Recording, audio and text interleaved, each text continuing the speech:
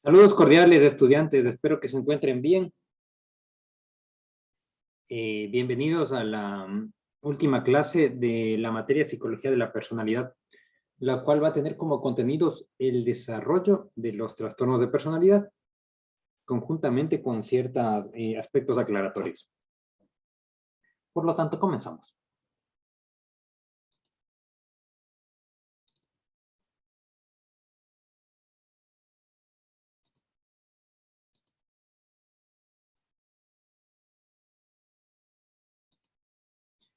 Cabe enfatizar que la vez pasada hablamos sobre cuáles son los requisitos para poder identificar que una persona tiene un trastorno de personalidad, entre los cuales mencionamos en pocas palabras que consisten en un grupo de comportamientos que tienen que ser estables a lo largo del tiempo y que eso le tiene que generar daño al sujeto o al entorno, y a su vez que esos comportamientos deben ser muy extraños en comparación con el resto de gente con la que nuestro paciente interactúa. Entonces, bueno, para visibilizar mejor esto, voy a apagar mi cámara. Esto se hace.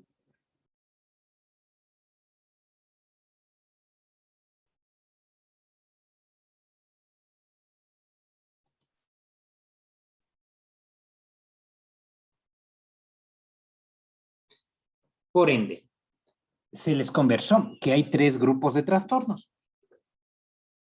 Entonces, el primero o clúster A es conocido como clúster de los excéntricos o también conocidos como raros,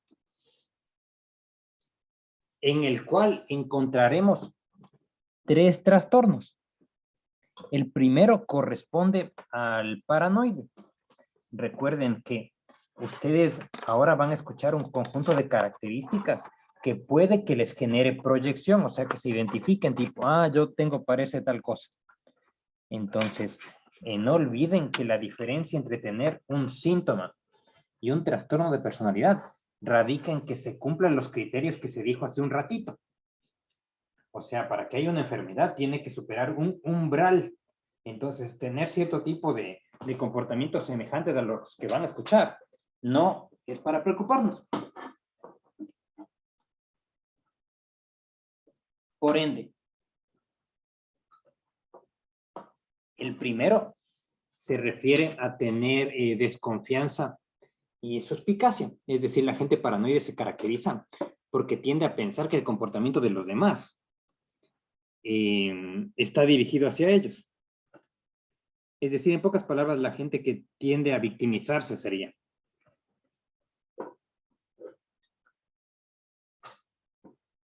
Por eso es que un ejemplo sería si es que tenemos un estudiante en una facultad y al rendir su examen le va mal.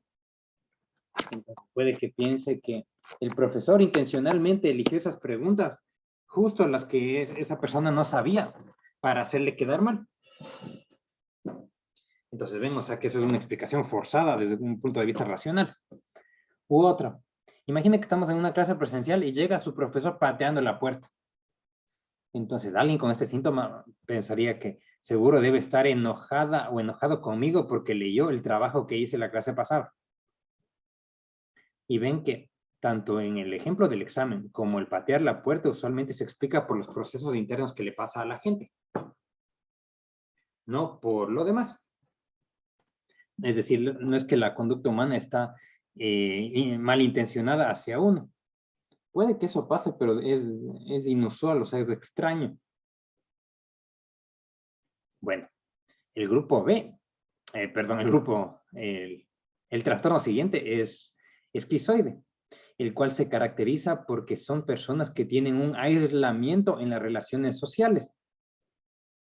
Es decir, que no les interesa tener contacto con los demás.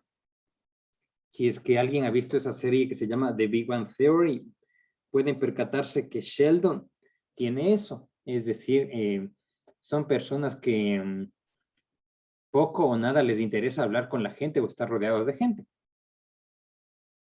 Entonces, este término esquizoide puede que le suene familiar al trastorno de esquizofrenia, ya que en este contexto esquizo se refiere al aislamiento social. Y finalmente tenemos al esquizotípico, que se caracteriza porque tiene una conducta muy rara, una imposibilidad para tener relaciones íntimas, es decir, acá nos referimos a afectivas y sexuales, y tiene un pensamiento muy extraño, muy mágico.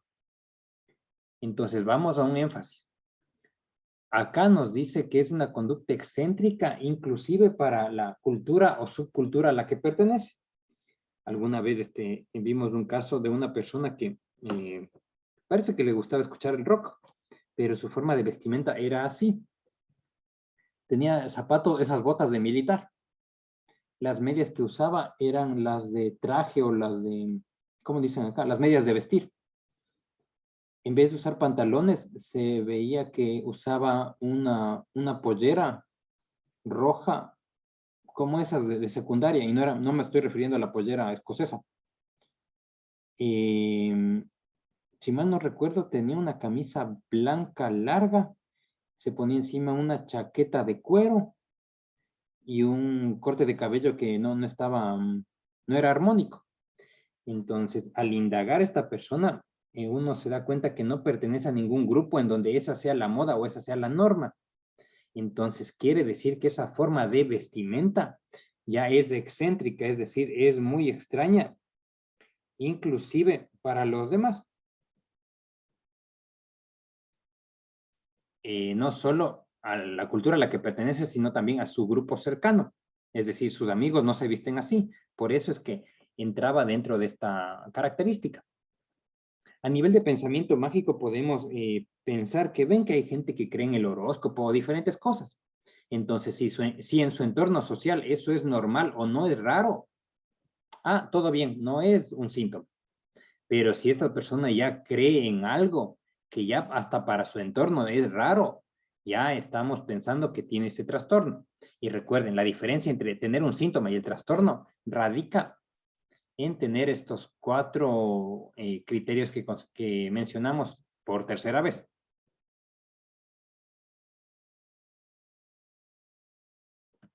Bueno, durante un buen tiempo, estos 2 últimos trastornos eran considerados para ser eliminados de los manuales diagnósticos de enfermedades mentales, debido a la baja cantidad de personas que tenían este diagnóstico. Sin embargo, la teoría nos plantea que es posible que estas personas sí existan, o sea, que sí haya mucha gente con este trastorno, solo que no acuden a los servicios de salud para poder detectarles.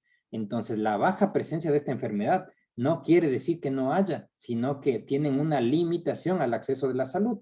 Y esto no se olviden, que es un criterio que se aplica no solo en psicología, sino en varias cosas. Es decir, que no haya registros de gente enferma no quiere decir que no haya gente enferma. Porque como les digo, hay veces que hay limitaciones culturales o que estas personas no piden ayuda. Porque obviamente, o sea, como los 2 últimos son aislados de la gente, nadie le dice, ven, necesitas alguna terapia. Y como esto no les molesta a ellos, entonces, o sea, su aislamiento no les molesta, por eso no van a pedir ayuda. Entonces, de eso nunca se olvide, que las estadísticas de enfermedades nos sirven de mucho, pero eso no quiere decir ciegamente que eso esté correspondiendo con la realidad. Sobre todo porque más de una vez ustedes van a observar que por diversas razones culturales, sociales, históricas o políticas, los números no son tan confiables. Mm, sí, y sigamos para no meternos en otro tipo de temas. Eh, el grupo B, en cambio, es conocido por ser el clúster de los dramáticos o también conocidos como emotivos, en donde se incluyen 4 subtipos. El borderline, acá conocido en Paraguay como TLP, cuyas siglas resumen a trastorno limítrofe de la personalidad. consiste en las personas que tienen una inestabilidad.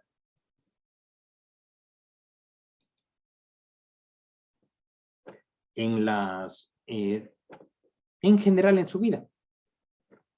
Tanto en las relaciones interpersonales como que se pelean y se juntan de forma muy abrupta. Por ejemplo, por pequeñas cosas se puede separar de alguien y con pequeñas cositas puede que ya busque casarse o reproducirse. O vivir juntos, con las matices respectivas.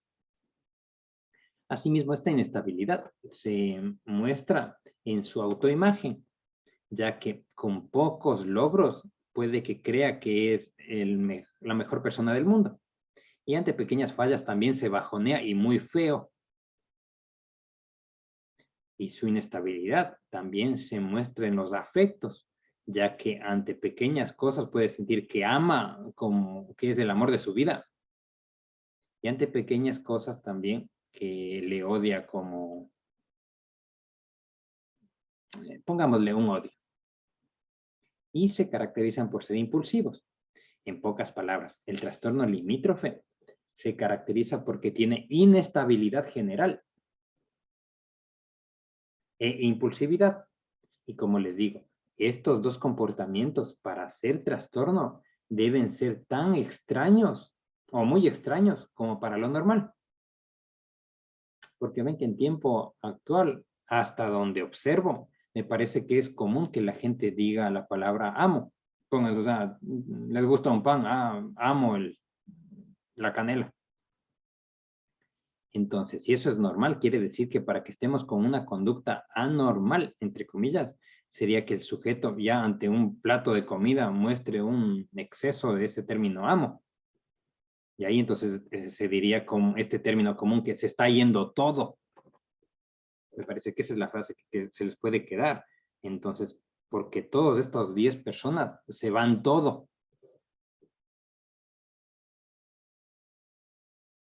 Acá quiero hacer un paréntesis para hablarles a mis estudiantes varones. Porque miren, cuando trabajen con personas con TLP, sobre todo con mujeres, con pacientes mujeres, deben tener mucho cuidado. Porque su forma de ser, o sea, genera que ellas tengan una gratitud muy fuerte hacia los profesionales que les ayudamos. Y esa gratitud, como dirían acá, como se van todo, suele hacer que tengan comportamientos de acercamiento que nos van a generar problemas posteriores. Entonces, por eso es que cuando trabajen con este tipo de pacientes, tengan mucho cuidado, o sea, de poner las barreras sociales bien altas, porque ven que los seres humanos es normal que cometamos errores. Entonces, ante un descuido, puede que tengan una cercanía inapropiada y que les genere un problema grande con este tipo de pacientes, porque asimismo como son impulsivos, quiere decir, o sea, que las conductas que se tienen con estas personas se difunden fácilmente. Entonces tengan mucho cuidado en ese aspecto. Los varones con TLP también tienen un comportamiento así, pero es más evidente porque los varones tienden a ir más de frente. En cambio, las conductas del sexo opuesto puede que sean algo más camufladas y más desapercibidas. Entonces, por eso es que a los estudiantes varones, acuérdense de eso. Cuando tienen sospecha de que alguien tiene TLP, es mejor poner las barreras bien altas y comportarnos con esta metáfora. Ya no ser la Tierra que está cerca del Sol, sino ser Marte, porque es preferible hablarle de, entre comillas, usted a esa persona para poner una barrera importante, ya que sabemos que el TLP va a pegarse. Entonces, si ponemos cierto tipo de barreras verbales, como tratarle de usted, o bueno, en otro tiempo cuando se daba la mano, ni siquiera darle la mano, o mirarle menos, eso sirve para para tenerles a rajatabla, porque si no, ustedes puede que pierdan el control de la psicoterapia con los respectivos problemas que generan a nivel posterior. Y quiero enfatizar que también esto para todos, cuando se trabaja con este tipo de pacientes es complicado, o sea, son tratamientos bravos, porque suelen generar este tipo de problemas. Entonces, no se olviden de poner las defensas bien altas cuando tienen estas personas.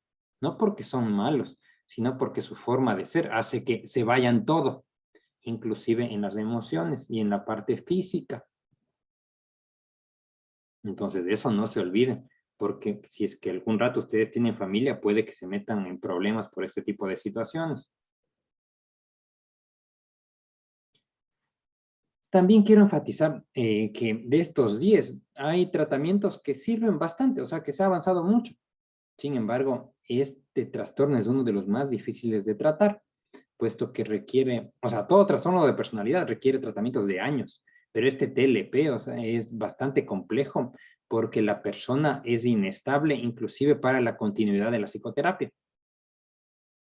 Entonces ven que chicos o chicas con TLP puede que estén acostumbrados a que con su comportamiento ya la gente se les acerca o consiguen cosas inclusive físicas. Y entonces cuando ustedes paren bien las barreras, no van a conseguir eso, ni siquiera la atención necesaria. Entonces, esos elementos suelen hacer que estas personas también se aburran o que le agarren, entre comillas, mala onda a los psicólogos. Y por eso, entre otras cosas, es que son pacientes difíciles de manejar. Pero eso no quiere decir que no tienen el derecho a que nosotros intentemos ayudarles, porque capaz que por ahora sabemos poco, pero el trabajo, entre comillas, poquito de ahora, seguramente servirá para que futuras generaciones tengan mucho avance. El siguiente es el trastorno histriónico, el cual se parece bastante al anterior. Inclusive hay teóricos que plantean que deberían unirse estos diagnósticos, puesto que la gente histriónica se caracteriza porque tiene una emocionalidad excesiva, es decir, en pocas palabras, son muy dramáticos, o no sé qué término utilizar específicamente, que o sea, afloran mucho sus emociones. Entonces, si se siente feliz, no es que, o sea, sonríe como cualquier persona o está alegre, sino esta gente cuando está feliz puede que esté como que estuviera cantando un gol en un estadio, o sea, que, que llegue a una euforia mucho mayor. Y también, además de que tienen esa facilidad para expresar las emociones, suelen buscar de forma constante llamar la atención. Acá nos referimos a una búsqueda ya exagerada de llamar la atención. Entonces, por un ratito, piensen cómo la gente usualmente va vestida a un boliche. Ahora, piensen cómo estas personas, las mismas que imaginaron, usualmente van vestidas a la facultad. Entonces, puede que vean que hay cierto tipo de diferencias. Entonces, imagínense una persona que va vestida a la facultad como iría a un boliche. ¿Ven? O sea que eso podría ser visto como una búsqueda excesiva de llamar la atención, porque en los boliches los seres humanos se caracterizan porque utilizan artefactos de vestimenta que sirven para mostrarles o más delgados, o más altos, o más anchos de hombros, o más abiertos al contacto. Entonces, ese sería un buen ejemplo para que ustedes vean cómo estas personas se comportan. Porque si recordamos nuestros cursos habituales, claro que va a haber gente que llame la atención porque se sienta adelante, porque hace más chistes, porque va con un accesorio nuevo que puede ser un teléfono, lo que sea. Entonces eso podríamos llamarle como búsqueda de atención normal. Pero ya si alguien va vestido con el boliche o como que estuviera en la playa a la clase, ya sería algo excesivo para la búsqueda de atención normal. Por ende, este trastorno ustedes van a pillar facilito por la vestimenta, porque es súper notorio. Yo me acuerdo una vez, o sea, estaba en el hospital de las Fuerzas Armadas, y bueno, no acá, en un país X que no voy a mencionar. Entonces iba caminando al consultorio, no me acuerdo en qué estaba pensando, pero la cosa es que vi de reojo una como sombra, y al entrar ya me di cuenta, o sea, qué trastorno me iba a tocar al siguiente, y era alguien con histrionismo, puesto que su forma de vestimenta era muy distintiva para un clima frío, puesto que si mal no recuerdo, tanto su calzado como su falda, se dice, su blusa, su chaqueta y un sombrero eh, eran de animal print. Ojo, les estoy hablando de un país en donde no están acostumbrados a utilizar un sombrero, y ese sombrero era el típico sombrero de Suiza, ¿sí han visto? O sea, que es uno que es así alto. Entonces, cosa que al toque uno se da cuenta. Es muy notorio. Recuerden que todo esto ustedes van a profundizar más en la parte de psicopatología, pero es importante que se vayan de acá con una buena introducción. Estos pacientes también son altamente seductores, así que tengan cuidado. Acuérdense que nosotros somos seres humanos y el ser humano tiene una debilidad por las conductas de valentía. Y la valentía es común que se confunda con el TLP o con el histrionismo, porque una persona común diría, no, lo que pasa es que hay que ser muy valiente para vestirse así.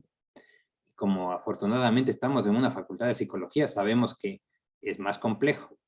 Así que tengan mucho cuidado, tanto varones como mujeres, acerca de estas personas, porque les pueden meter en problemas.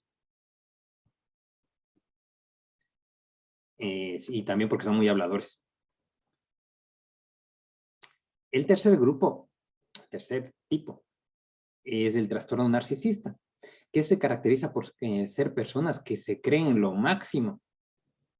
Es decir, que tienen una sobrevaloración muy, muy, muy exagerada. Ejemplo, con mucho respeto. Ven que en algunas partes de Europa, podríamos decir en algunas partes del Mediterráneo, se caracterizan porque la gente de forma normal habla como que fuera mejor de lo que es decir, que se agranda, pero por cultura, o sea, su cultura hace eso. O sea, que hace un gol y dice, no me salió el golazo, o porque tuvo una buena exposición y mi exposición estaba para un 10, pero por cultura. Entonces, acá estamos hablando de personas que se comportan así, pero no por un factor cultural. Entonces, alguien que tenga ese comportamiento de que hizo el golazo o que se merecía el 10, aquí en Paraguay, ya nos haría pensar que es alguien con trastorno narcisista. En cambio, en esas culturas que les mencioné, tendríamos que ver comportamientos más exagerados, como que grite, como que tenga una euforia o como que niegue el aporte de los demás. Mucha gente a las personas con narcisismo le llama egoístas, pero me parece que es un término primero insultante y segundo no es tan preciso. Por eso, el narcisismo se caracteriza porque la gente se cree la gran cosa. Para que no se olviden, piensen en una imagen así de un desierto muy bravo y una Coca-Cola. Segundo, son personas que necesitan de forma frecuente sentirse admirados, o sea, que los demás les den likes, que les digan cuán lindos o lindas son o lo que sea. Y tercero, presentan falta de empatía, o sea, no, parece que no les importa la vida de los otros.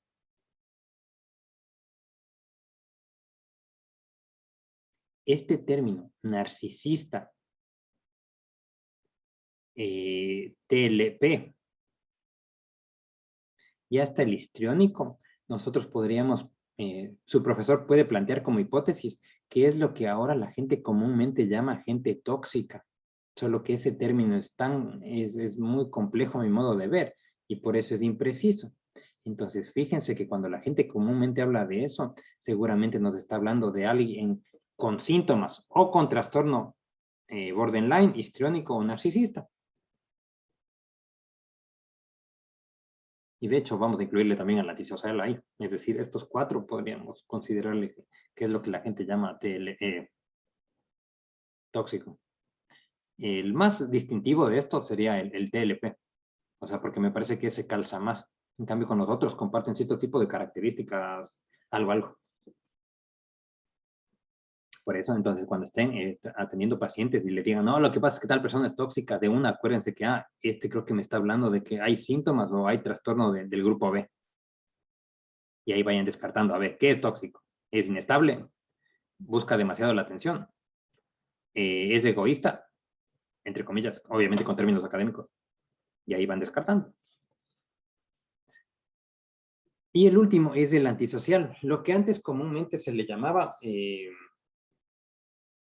persona con psicopatía. Entonces, es este. También se le llama persona disocial, la que se caracteriza porque tiene un desprecio y una violación constante a los derechos de los demás, es decir, que de forma común rompe la ley y agrede a los otros. Este es otro trastorno que la ciencia ha avanzado muy poquito porque los tratamientos que se ofrecen son muy limitados.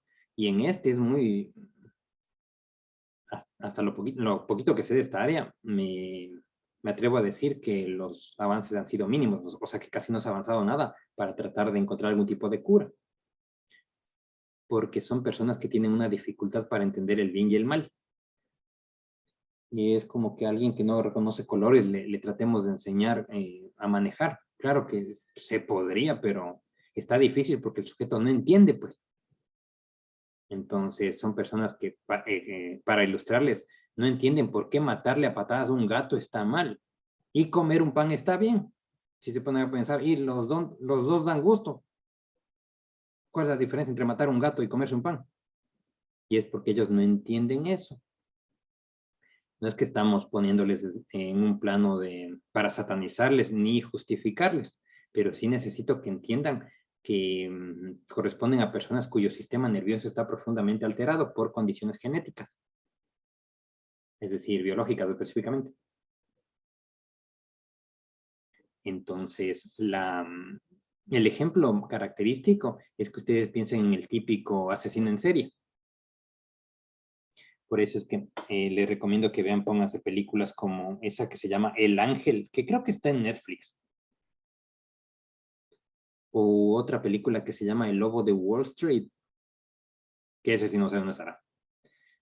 Creo que está en Prime, en Amazon Prime. Bueno, a donde quiero llegar es que ambos son buenos ejemplos en donde te muestra cómo es la vida de estas personas. Y a mi modo de ver, hay otra también, una de Ted Bundy. Bueno, a donde quiero llegar es que están buenas esas tres películas porque te muestran, no, o sea, no le satanizan al sujeto por haber hecho todo lo que hizo, porque el primero y el último ejemplo que les puse fueron personas que mataron a mucha gente. Sobre todo este último Ted Bundy, me parece que si mal no recuerdo, mató siquiera 50 mujeres y el tipo les mataba también mediante mordiscos. Entonces te mostraba que, te muestra que es una situación compleja, porque los sujetos como no saben diferenciar entre el bien y el mal, pueden pasar por desapercibidos en ambientes comunes, porque no es el estereotipo de que, jajaja, me río, me transformo y soy malo, sino son gente que veríamos de en serio, parece gente común y corriente. Y esta segunda película que les recomendé, de Lobo de Wall Street, sirve para que ustedes entiendan que en algunos contextos, sobre todo en las ciencias económicas, estas personas pasan por bastante, o sea, son bastante funcionales, sobre todo en la gente que se dedica a la bolsa de valores, porque ven que, para no meterme en un tema complejo y de forma muy esquemática, podríamos resumir que la bolsa de valores es como una especie de gran casino. Sí, gran casino de la vida. Un ratito.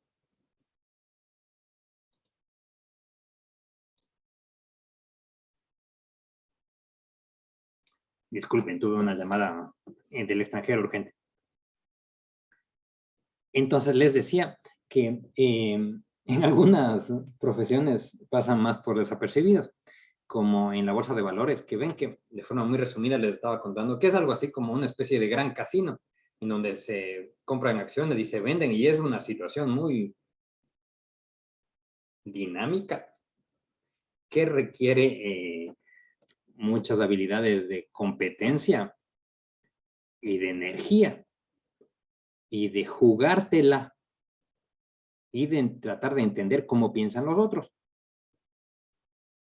Por eso en esas profesiones vamos a encontrar con más frecuencia el trastorno antisocial, puesto que estadísticamente es bastante raro encontrar gente así. Pero a donde quiero llegar es que aquí hay, que no estén diagnosticados es otra cosa, pero que no se sorprenda que hay. Inclusive estoy dirigiendo una tesis de unos estudiantes que están haciendo una investigación en una facultad de economía de alguna de las universidades de acá. Y se está encontrando este tipo de síntomas, tal como habíamos, como dice la teoría, que usualmente en las facultades de economía es en donde encontramos más. Ojo, sin mal haríamos en satanizar una profesión. Simplemente estamos hablando de un patrón que, enfatizo otra vez, no es que la mayoría tiene, sino que acá es más probable encontrar, puesto que este trastorno es muy raro. Pero el hecho de que no se haya hablado no quiere decir que no haya, sino que no están identificados nomás, pero que hay. Y hay ciertas profesiones en donde les encuentran con más facilidad. Es importante también que esto les sirva para que ustedes tomen postura de algo, porque es un problema social este relajo. Ven que ante este trastorno, las sociedades en este planeta en general tienen tres posturas. En primer lugar, hay sociedades que plantean que estas personas, como son peligrosas, tienen que ir a una cárcel, porque la cárcel sirve para proteger a la sociedad de que estos sujetos estén libres. Ese es el pro. El contra es que van a mezclarse con delincuentes comunes y como estos, entre comillas, son delincuentes más vivos porque no les ataca las emociones, sino, o sea, no tienen ningún tipo de freno, sino van nomás. Puede que formen escuelas de delinquir. Hay otras sociedades en donde a estas personas les mandan a hospitales psiquiátricos que requieren cierto tipo de profesionales para que les tengan ahí. El pro es que solo están entre ellos. El contra es el costo de estas instituciones, puesto que no hay muchos psicólogos que les interesa trabajar en esta área, ni psiquiatras, ni neurólogos, ni enfermeros, porque usualmente requieren varones y varones fuertes para contenerles.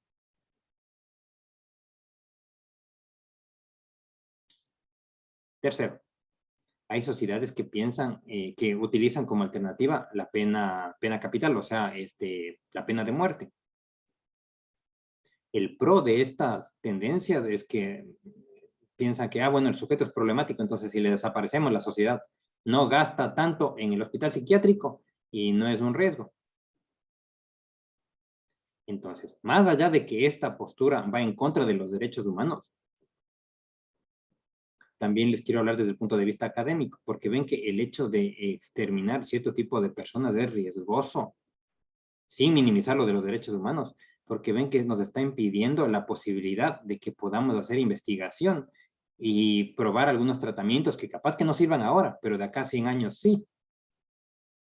Entonces, cuando uno esconde el polvo, no es que va a desaparecer la sociedad, porque puede que los tratamientos ahora no sirvan, pero seguramente en 100 años algo hemos de descubrir, o capaz que en menos. Entonces, que esta discusión les sirva para que ustedes tengan bien en claro cuál es su postura, puesto que los psicólogos nos caracterizamos porque somos gente muy culta. Entonces, cualquiera que esa sea la postura cualquiera de estas tres que sea su postura, es importante que sepan cómo fundamentarla. No, ¿y por qué merecen morir? Sino, ¿por qué? A ver, porque esto es mejor que lo otro o lo que sea. Pero recuerden que los psicólogos hablamos con mucha propiedad. Y el tercer grupo. Perdón, para que no se vayan con esa idea de que ¿y ahora cómo hacemos como sociedad? Hasta donde sabía, miren, hay cierto tipo de formas en donde nosotros, no es que, bueno, podemos, entre comillas, arreglarles, pero sí si les detectamos de forma temprana, hay cierto tipo de intervenciones. Pónganse, quiero destacar el caso cubano, porque hasta donde entiendo, de forma muy resumida, obviamente, eh, ellos como tienen un sistema de salud comunitario permanente, les detectan a los niños que ya se van encaminando para tener este trastorno. Entonces a esos niños les agarran y les hacen que se vuelvan boxeadores o karatecas, sean hombres o mujeres. Por eso es que en las Olimpiadas, o sea, esas disciplinas, ellos son muy buenos, porque agarran gente que si no les hubieran preparado desde chiquitos, se hubieran hecho, exagero, monstruos. Entonces, obviamente, o sea, que un atleta normal que vaya a pelear con un posible monstruo, o sea, eh, va a ser una pelea curiosa. Entonces, obviamente, volviendo al punto, ya saliéndonos de la parte jocosa, sino tomando solo como se dijo, solo de forma didáctica, esto nos da una luz de que sí se puede. El asunto es que hay que detectar de forma temprana, lo más posible tempranamente, para que podamos hacer algún tipo de intervención en donde el sujeto canalice su agresividad, pegándole a una bolsa, pegándole a otro objeto, o sabrá Dios qué. Y seguramente alguno de ustedes piensa, ¿y cómo se detecta? Y la respuesta radica en que de niños tienden a presentar comportamientos muy característicos, como los varones suelen matar animales desde chiquitos, o sea, 4 o 5 años está con una piedra matando palomas o agarra cachorritos y les ahoga en agua, o a los gatos les hace que salten hasta que se les explotan los ojos y sangran por los oídos. Es decir, es algo muy, muy notorio, o sea, no es ni por dónde perderse, porque usualmente los niños no hacen eso, no matan animales. Entonces, si ya ven que existe este comportamiento, es como, híjole, hay que echarle más mirada a este tipo de personas, porque enfatizo, desde chiquitos comienzan a transgredir normas. De ahí entonces siguen pegando a los compañeros, escapan de clase, hurtan, roban, eh, entran a tener comportamientos adictivos desde temprano. En pocas, los niños, lo más común es que maten animales. O también otros le llaman crueldad animal. En general, porque imagine que tiene un perro que le cuida y de ahí va y mata a 10 gatos. Sigue siendo crueldad animal. Y en cambio las mujeres se caracterizan porque desde edades tempranas se escapan de la escuela y tienen conductas de promiscuidad afectiva y sexual mucho antes en comparación con la norma. Es decir, niñas de 5, 6, 7 años van y se escapan de la escuela y ya tienen comportamientos inclusive sexuales. Entonces ahí uno va pillando que algo está haciendo. O sea, que es candidata para tener en los siguientes años este trastorno. El grupo C, en cambio, corresponde a los del grupo ansioso. Sí.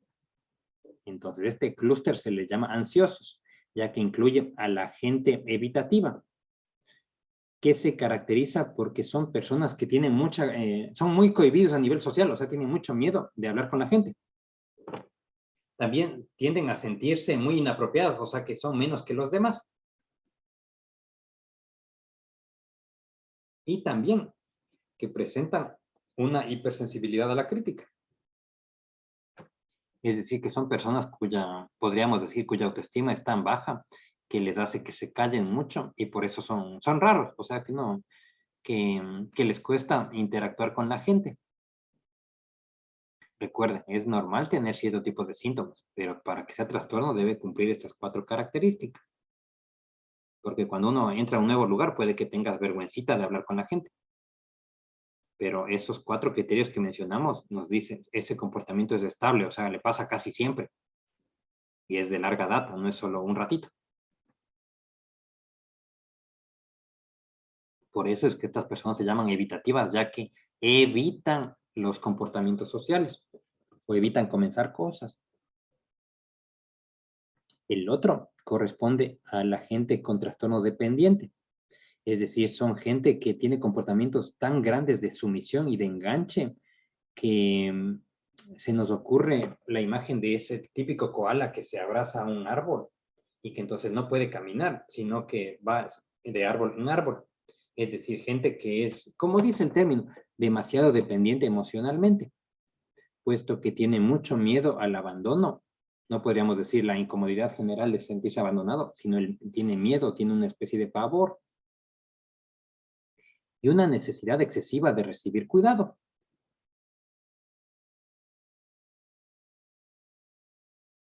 Y el último es el trastorno de personalidad obsesivo-compulsivo, que se caracteriza porque son personas que tienen ansiedad, no por la parte social como el evitativo, tampoco es ansiedad permanente por el miedo al abandono del dependiente, sino su ansiedad permanente se caracteriza porque a esta persona le gusta tanto el orden, el perfeccionamiento y el control, que como eso no puede conseguirlo nunca, siempre está así ansioso. Entonces, no se confundan con un trastorno que tiene un nombre semejante que se llama trastorno obsesivo compulsivo, porque este se llama trastorno de personalidad obsesivo compulsivo. Y entonces, este término personalidad se refiere a que es otra cosa, porque el que tiene TOC suele tener suele tener ansiedad porque genera ciertas rutinas y pensamientos permanentes. En cambio, este se caracteriza porque su ansiedad está dada porque busca el perfeccionismo y el orden. Entonces son cosas, aunque compartan el síntoma de ansiedad, se diferencia en el origen, porque el uno genera rituales, en cambio el origen del otro es el perfeccionismo y el control. Entonces, estos han sido los 10 trastornos que se utilizan a la actualidad de la personalidad. También se menciona acá abajo en esta diapositiva otros dos que eran de uso anterior, como el negativista pasivo-agresivo o el depresivo. Sin embargo, perdón, son criterios que se usaban antes y que se están viendo si se incorporan en en las demás clasificaciones. Porque también hay científicos que plantean que se debería incluir acá el trastorno depresivo. Y entonces, si están preguntando cuál es el criterio para incluir o no dentro de esta clasificación, suele ser un criterio estadístico, o sea, que haya mucha gente. Y también así les hablo de frente y preferible que se enteren por su profesor, que también suele haber muchos intereses comerciales. O sea que hay ciertas industrias de fármacos que financian investigaciones y financian y hacen más visible a ciertos científicos que creen que tal trastorno debe estar incluido acá. Porque si se añade un trastorno, entonces la farmacéutica ya tiene la justificación de, miren, para el nuevo trastorno ya tengo la cura. Entonces ese tipo de cosas pasan. Por suerte cada vez, o sea, hay más científicos y es más conocido este tipo de cosas, entonces se puede hacer un contrapeso importante. Capaz que no es suficiente por ahora, pero sí les puedo decir que cada vez hay voces más diversas y que son más críticas con este tipo de influencias o de dependencia que tiene la ciencia hacia hacia el financiamiento privado. Por eso es que cada vez hay más países, o sea, que están adoptando cierto tipo de tendencia, que lo mejor es generar un fondo común de dinero y que ahí se distribuya la ciencia, independientemente, para que no haya este tipo de cosas de intereses en donde se favorece a una enfermedad o a otra solamente por aspectos económicos. Ojo, no estamos diciendo que eso sea malo, porque se agradece mucho la inversión de ciertos sectores, pero el problema es que genera un conflicto de intereses, ya que los sectores privados piensan desde una lógica privada y la ciencia piensa plantea eh, una lógica enfocada al conocimiento independientemente de si sirve o no, sino enfocada al conocimiento sin necesariamente priorizar lo que haga más falta, porque la utilidad es chévere, o sea, es algo deseable, pero no necesariamente tendría que ser lo más importante. Como también les puedo mencionar acá que ciertas cosas a nivel de la salud están cambiando por esto de la pandemia. Así que parece que cada vez o sea, que es más notoria esta vuelta de pensar hasta qué punto se tiene que favorecer una enfermedad por sobre la otra solamente por factores comerciales. Entonces, veamos qué es lo que sucede con el mundo, porque parece que muchas personas ya se están dando cuenta que sí es importante que la salud cada vez sea más abierta y que haya más facilidades para los medicamentos, porque así la sociedad gana más. Bueno, a ver, déjeme recordar otra cosa.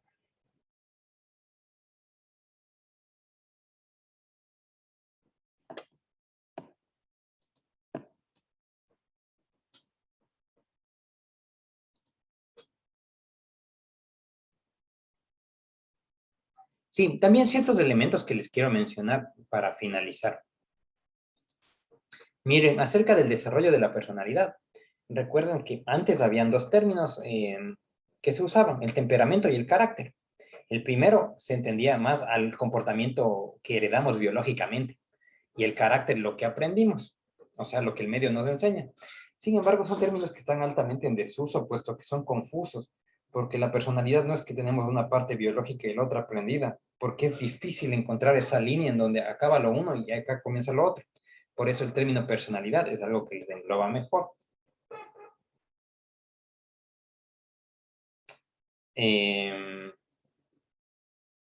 También recordar que esta personalidad se forma desde el momento mismo de la concepción. Es decir, no es que ya nace el sujeto y somos lienzo en blanco, sino ya venimos con cierto tipo de tendencia.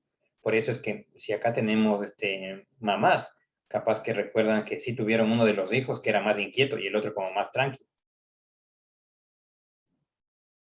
A nivel de la relación de la herencia y del ambiente, a la actualidad se sabe que lo que más pesa en la personalidad son los genes. Esto enfatizo porque tiene que quedar muy claro.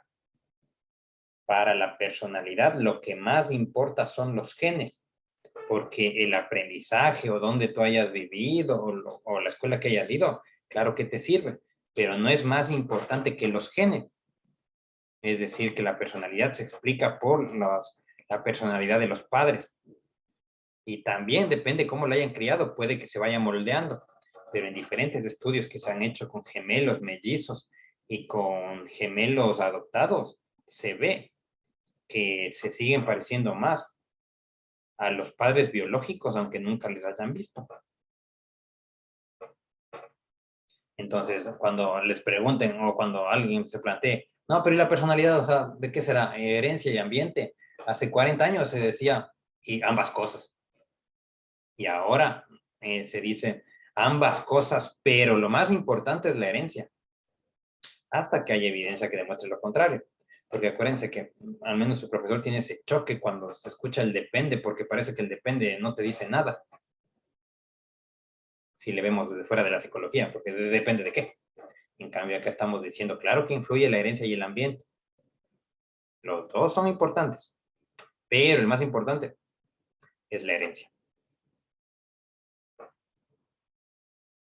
Acerca de la estabilidad, recordemos que la personalidad en general se mantiene muy estable desde los 16 o 18 años en adelante. Y claro que podemos modificar cierto tipo de rasgos, pero no se olviden que es algo así como una especie de puercoespín, al cual le podemos limar las púas, pero el sujeto siempre va a ser puercoespín. O si vemos a nivel de colores, puede que alguien entonces haya nacido con la remera blanca y con el tratamiento de psicología. Podemos hacer que tenga ciertas líneas rojas, ciertas líneas azules o una U en la izquierda. Pero el sujeto siempre va a seguir siendo blanco. Para referirme entonces a que la personalidad podemos nosotros cambiarle, hacerle que sea menos impulsivo, que sea menos dramático, que sea menos inestable, pero va a seguir siendo impulsivo, dramático e inestable. Solo que se va a mostrar menos de esa característica porque va a estar más controlada. Entonces, aunque para nosotros sea un cambio chiquitito, para el paciente eso es mucho porque representa menos problemas. Y usualmente ellos van a vernos porque tienen problemas y quieren que se reduzcan.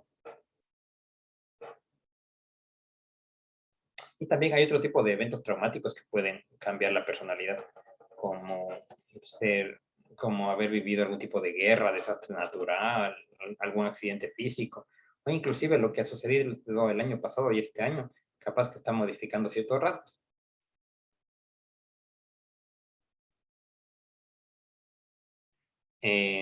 También les puedo mencionar que a la actualidad hay muchas investigaciones de personalidad que están demostrando la existencia del inconsciente, es decir, esa tendencia de que Freud planteó cosas que no se pueden demostrar. En la psicología de la personalidad se están demostrando. O sea, que cuando él planteaba que había un ello, yo y super yo, parece que el ello corresponde a la amígdala o al sistema límbico y el super yo parece que corresponde a lo que ahora se le llama prefrontal.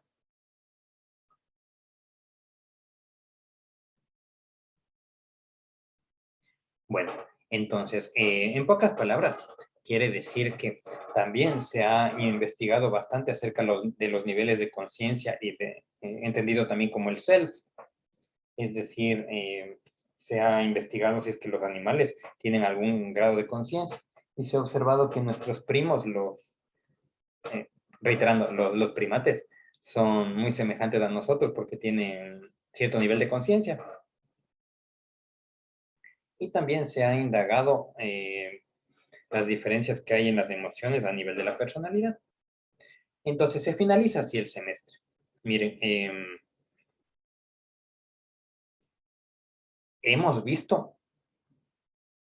desde una concepción inicial de lo que se entendía por personalidad con las tipologías de Hipócrates, Sheldon y Kretschmer. Después pasamos por los aportes en personalidad que dieron un montón de psicólogos, hasta escribir 7 u 8 modelos, si no recuerdo, si no me olvido de alguno, hasta que desembocamos en la clasificación actual de personalidad llamada Big Five. Y se finalizó con un escaneo de los trastornos y de ciertas áreas importantes de la personalidad. Por lo tanto, se le recuerda que la perspectiva futura de esta área corresponde a que cada vez se está incluyendo más la tecnología para poder hacer tratamientos y diagnósticos. Ejemplo, ya hay ciertos aparatitos como computadoras en donde uno se pone al frente y te hace la computadora ciertas preguntas y tú contestas lo que te pregunta.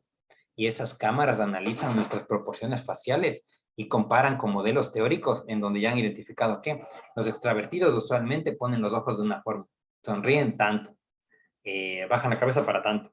Y así entonces al responder mediante esos modelos matemáticos ya se puede diagnosticar la personalidad sin la presencia de un psicólogo, porque quien calibró esas máquinas son psicólogos, quienes crearon esos algoritmos, quise decir, porque las máquinas son hechos por los compañeros ingenieros.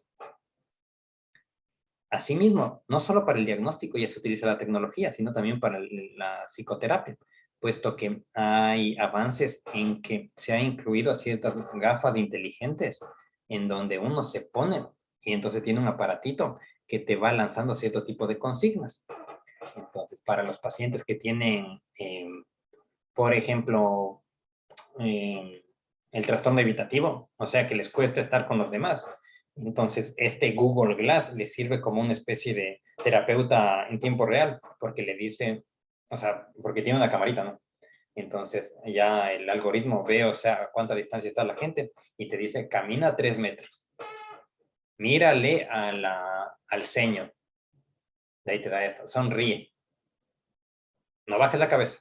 Y así entonces en tiempo real te va dando las consignas, como una especie de, como les digo, de complementario de la psicoterapia. Entonces,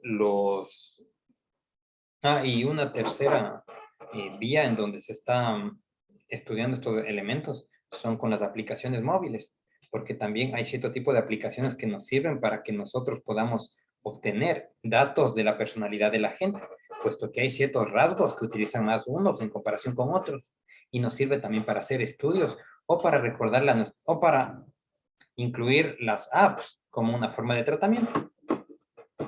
Pero todo eso son conocimientos que ustedes verán en las materias de psicopatología y de psicoterapia. Por tanto, finalizo con la parte teórica, con esta frase de Alport, el padre de la psicología de la personalidad, cuando él mencionaba que los psicólogos no deben dejar de estudiar aquello que voluntariamente han decidido no hacerlo. O dicho en otros términos, sería que los psicólogos no deben olvidar aquello que voluntariamente decidimos no, no estudiarlo o no usarlo. Por eso es que en estos meses hemos aprendido varias cosas. Entonces ahora si ustedes lo usan o no, ya pasa por su decisión. Pero no olviden que Alport quiso decir que independientemente de si no lo usan, acuérdense de que hay tecnología, que hay gente que diagnostica personalidad y que utiliza la personalidad para sus tratamientos. Entonces eso. Sí, y para, bueno, mis alumnos que tienen el examen en la clase siguiente, se les recuerda entonces que la modalidad es la misma que que las clases pasadas. Es decir, o sea que va a ser un examen corto, seguramente de 20 preguntas, de respuestas cerradas de verdadero y falso, que van a ser preguntas muy semejantes a las que se les hizo durante todo el semestre. Entonces, recuerden que tienen su libro de base para echar una lectura en base a lo que hemos hablado. Entonces, no es que van a aparecer temas nuevos ni sorpresivos, sino, enfatizo, son preguntas semejantes a las que ya se les ha hecho. Así que podrían utilizar lo ya realizado como una especie de esquema para su estudio. Bueno, entonces espero que se cuiden. Nos veremos en otra oportunidad y que les vaya muy bien.